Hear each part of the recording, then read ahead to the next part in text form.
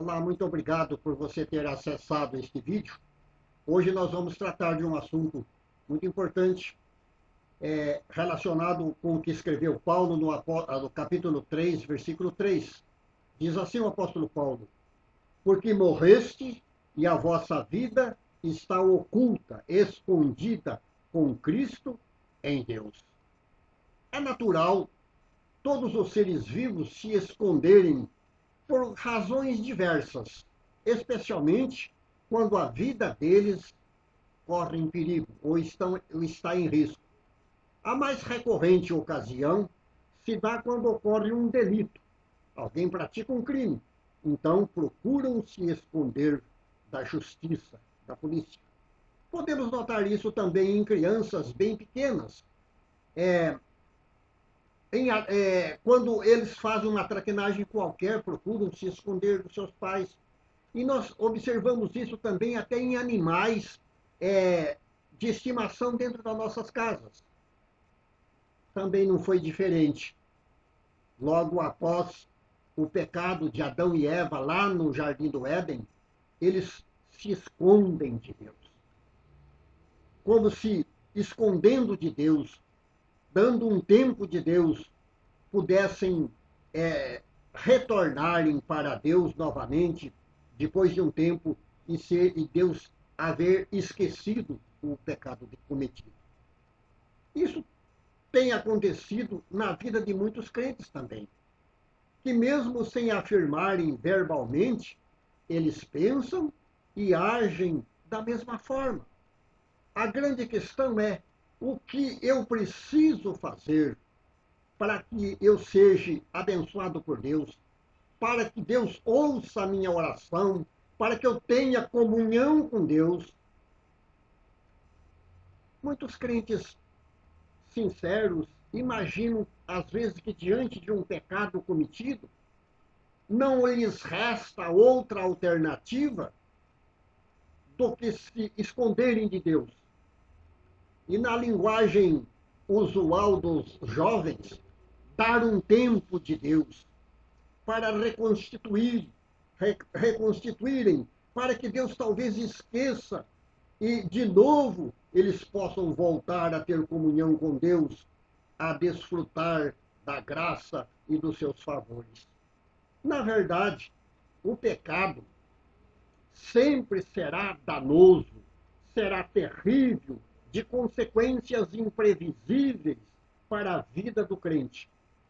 Mas, uma vez confessado, em sincero arrependimento a Deus, através de Cristo Jesus, o perdão, a restauração será concedida. De outra forma, como alguém poderia ser bom? Como alguém poderia ser exatamente correto, puro, suficiente para ser aceito por Deus? Deus nos aceita porque estamos escondidos em Cristo. Fomos incluídos na sua morte, fomos incluídos na sua ressurreição vitoriosa, estamos escondidos em Cristo e seremos manifestados com Ele em glória. Mas durante toda a nossa peregrinação, enquanto nós estivermos aqui neste mundo, com Ele, nós precisamos ter comunhão com Ele, nós precisamos estar escondidos nele. Vemos a história de Jacó. Jacó desejava ser abençoado por seu pai Isaque. E este, já muito idoso e cego, chamou então Esaú, seu primogênito, a quem ele amava, para abençoá-lo antes de morrer. A Rebeca ouviu a conversa dos dois, entre Isaque e Esaú, e astutamente ela arquitetou um plano. Ela revestiu Jacó, o seu preferido, com as roupas do seu irmão. Quando Isaac sente o cheiro, quando ele chama Esaú para abençoar Esaú, ele pede para cheirar Esaú. Então, ele sente o cheiro de Esaú na roupa que estava vestido Jacó e lhe concede a bênção. Eu acho que Rebeca não precisava ter recorrido a essa trapaça para que Jacó recebesse a bênção de Deus, a bênção de Isaac.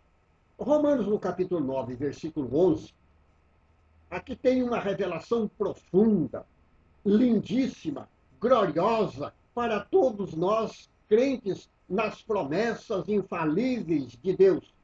Diz o texto: e ainda não eram os gêmeos nascidos, e nem tinham praticado o bem ou o mal, para que o propósito de Deus quanto à eleição prevalecesse, não por obras, mas por aquele que chama.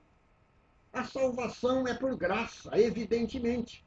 Mas antes de ser graça, ela é um propósito santo que nasceu no coração de Deus. Ah, quando eu olho para aquele miserável ladrão crucificado ao lado de Jesus, ele era um homem terrível, ele era um homem criminoso, ele era um bandido, tanto que foi condenado a morrer na cruz. A cruz era a pena máxima capital que se aplicava aos mais cruéis e indesejáveis homens da sociedade. Mas Jesus, naquele momento, não olha para as suas obras, mesmo porque aquele bandido não tinha nenhuma obra boa, mas porque ele teve misericórdia. Porque ele usou de misericórdia ao ser manifestado através do pedido do ladrão: lembra-te de mim, Senhor, quando entrares no teu reino. E Paulo diz aqui: não por obras, mas por aquele que chama.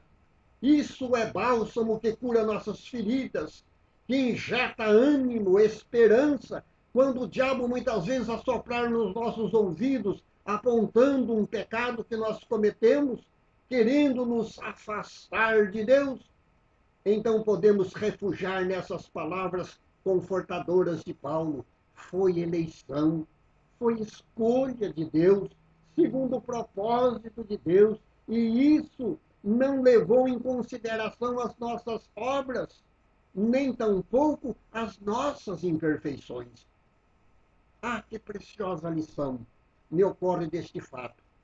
E não me refiro à astúcia arquitetada por Rebeca, mas eu me refiro aqui no detalhe precioso, o cheiro do primogênito Esaú. Cheiro esse que estava impregnado em alguém que não tinha nenhum mérito, era um embusteiro, era um farsante, um mentiroso, e que por ter aquele cheiro abençoado, recebeu a bênção de Isaac. Sabe, Deus nos aceita somente pelo cheiro do seu unigênito Filho Jesus Cristo, o qual deu a vida por nós, morrendo naquela tosca, nefanda cruz. Nenhum ser humano merece nada de Deus por ser um pecador. Mas se estamos revestidos, se estamos escondidos em Cristo, o seu cheiro inunda a nossa vida como um bálsamo precioso que fará com que recebamos as copiosas bênçãos da sua mão, e a mais preciosa dela é a salvação das nossas almas. Paulo, escrevendo a 2 Coríntios, no capítulo 2, no versículo 15, Paulo diz assim: porque nós somos para com Deus o bom perfume de Cristo. Aleluia. Você já se escondeu a sua vida? Você escondeu sua vida em Jesus? Já tem e já recebeu o seu cheiro? Que Ele te abençoe. Que Ele te conduza em paz, na certeza da sua salvação, da sua vitória, em nome do Senhor Jesus. Amém e amém.